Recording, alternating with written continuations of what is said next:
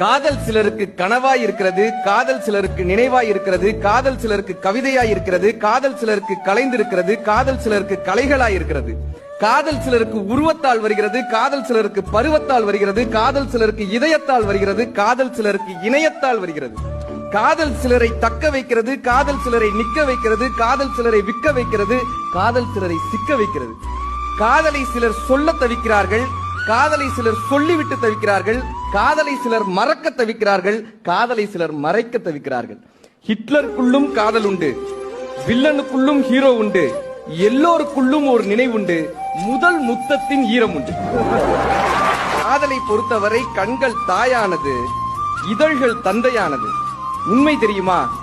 தாய் மென்மையானவள், தந்தை வன்மையானவர். காதலின் பரிசு வன்மையா இருக்கட்டும், காதல் என்றும் உண்மையா இருக்கட்டும். காதலை மறக்கவும் முடியாமல், காதல் பரிசை மறைக்கவும் முடியாமல், மனைவியிடம் உரைக்கவும் முடியாமல், காதல் தினத்தை கடக்கவும் முடியாமல் அழுது கொண்டிருக்கும் ஆட்களிடம் போய் கேட்டு பாருங்கள், கன்னத்தில் ஒட்டி இருக்கும் முத்தத்தின் ஈரம் இன்னும் காய்ந்திருக்காது.